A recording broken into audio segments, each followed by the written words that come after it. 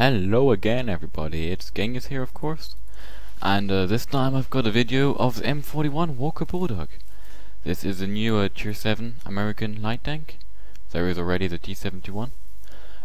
Both of these in the end rejoin the T-57 heavy tree, but the M41 Bulldog is basically in the line which starts with the Chaffee and ends with the T-49, the new Tier 8 American light tank. Now, what's special about this tank? First of all, mobility wise, it's really good. It's not incredible or anything, but it has a nice engine power of 550 to carry around. It's around 25 tons, which gives it a nice specific power of 22 horsepower per ton, and the top speed is gorgeous with 72 kilometers per hour. It's not just as fast as the R251 for example, but it's more than fast enough, and it has a traverse speed of 56 degrees per second and a turret traverse of 50 degrees per second, which is just hilariously good, I would even say, and allows you to really circle any enemies you want. You won't have problems going around any corners, you won't have any problem like that. You can turn on the spot like a dime.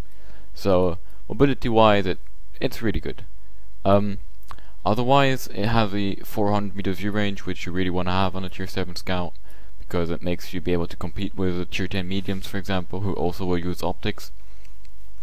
The camo is very good for sure, but as far as I know, it's nothing extraordinarily good, but that we will have to find out over time, I think.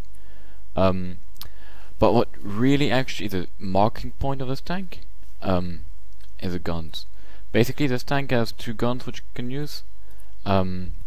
Both are 76 millimeters, and they have more or less not much difference, except one's an autoloader and one is not. I'm just gonna go over the two guns real quick. Caliber wise it's exactly the same. Penetration wise it's the same too. So they all have APCR, heat and HE with the same penetration, or both of them. The damage is exactly the same per shot. The difference is that the non-autoloading version of the gun is a bit more accurate and aims a bit faster, and it's also a bit lighter, which while it might sound stupid, on a light tank like this, 1 ton less of weight is actually a small difference you might notice when driving, because it changes the acceleration. But yeah, mainly, as I said, the difference is autoloader or not. In one case, you have an autoloader with 10 shells in the magazine. This is more or less the same gun as the T-71, but instead of 6 shells, you get 10. The interclip, like the time between 2 shots inside the clip, is still 2 seconds, which is really nice. The time of one complete loading is of 32 seconds, so it's actually rather long. It's along the lines, or even a bit longer than, for example, the T-69, the American Tier 8 medium autoloading tank. But you do end up with a damage in your clip of 1,500 in case you're able to penetrate all your shells, which is really massive.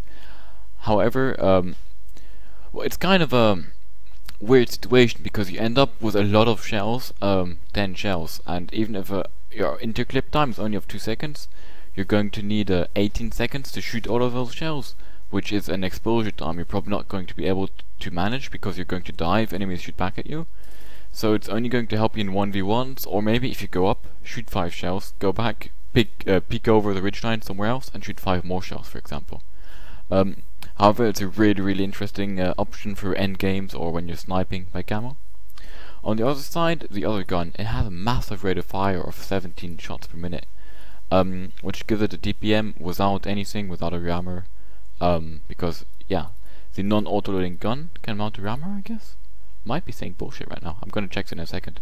But it's got a raw DPM of 2,550, and if you add crew skills, vents and all that, you really end up with damage per minute, which is just incredible for a Tier 7 light tank. So yeah, no, just confirming that this tank can't mount a rammer in either way.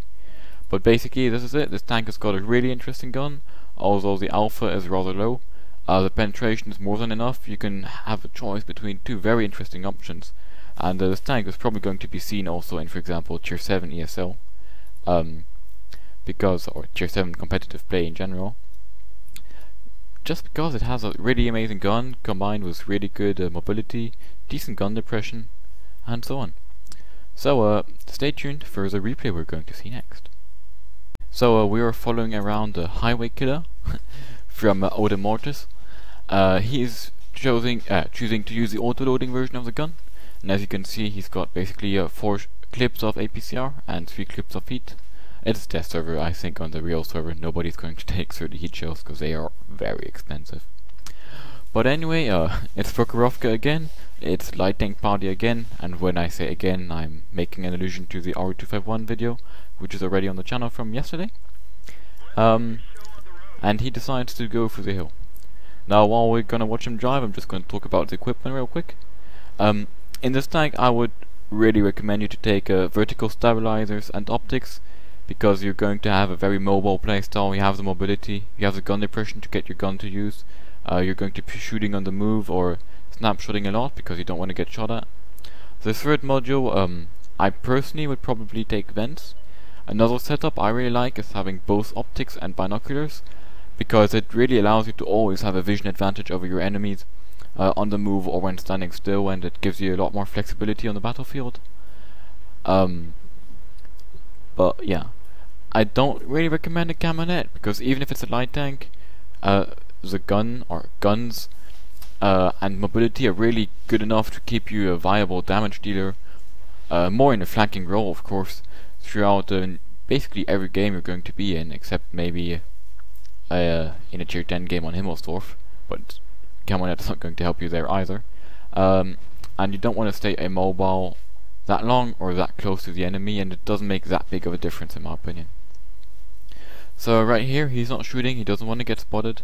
He's looking for targets down there, which he can unload his clip into. And yeah, he starts doing quite some damage. And just, you know, it's like, look at the autoloader. He's shooting and shooting and shooting, and it's just still half full. Like a T-71 right now would have 1 shell left. So yeah.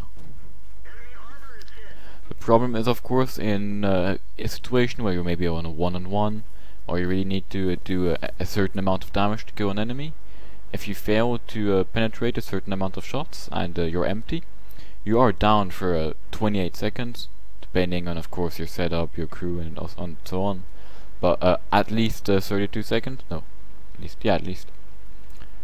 Sorry, at most 32 seconds in the case that, you know, you're not ammo racked, or your loader isn't dead. So, for example, here he's going at the Indian. In case he wouldn't be able to penetrate enough shells to kill him, or he would miss.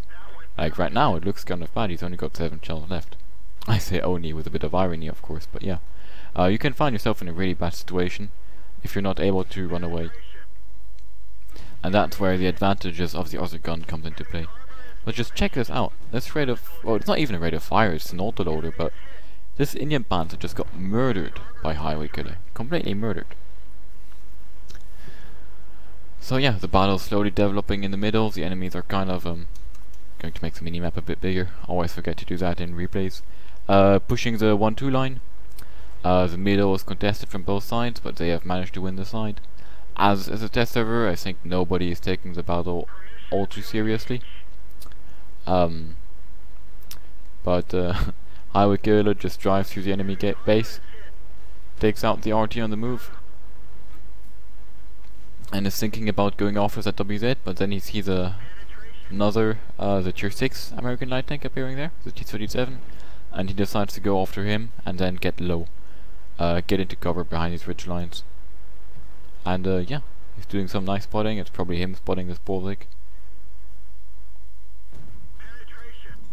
He puts up a nice fire there. And this like, it just gets murdered, you know? Completely murdered. Now I have only played a couple battles in this tank myself, I think 2 or 3. I use the autoloader at the moment just to try it out. But this is really a tank which is for me actually going to be the peak of the American light tank line, probably. Because the T-49, even if it has a hilarious gun, without basically KV-2 gun it has, it's not as reliable, and I like my light tanks to be reliable, pesky damage dealers if I manage to penetrate.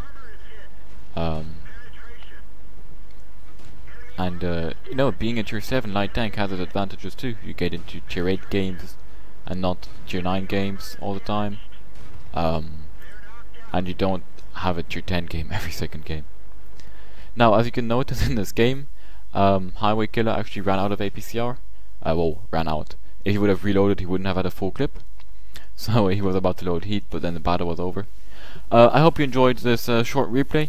But mainly what I wanted to show you is how hilariously...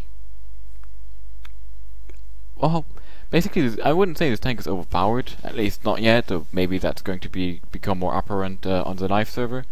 But it's just, it has a really special niche as a tier 7 light tank, which has just incredible damage dealing capabilities, which has a really interesting autoloader, and also a normal gun, which has just massive DPM. The accuracy isn't the best, so these aren't really snipers, but yeah. In case you enjoyed this video, guys, stay tuned, of course. Remember to follow. Also, check out the video description to see all the other channels and live streams, and I don't know what else. You should for sure look into, and maybe also drop a follow or subscribe or a like. And if you have any comments, as always, leave them in the commentaries. We're going to answer them as best and as fast as we can. Anything about the test server. And I hope you enjoyed this video. Leave us a like, leave us a comment, leave us a follow, as I already said. Maybe share this video with your friends if you really enjoyed it. And see you next time. Thanks for watching. Bye.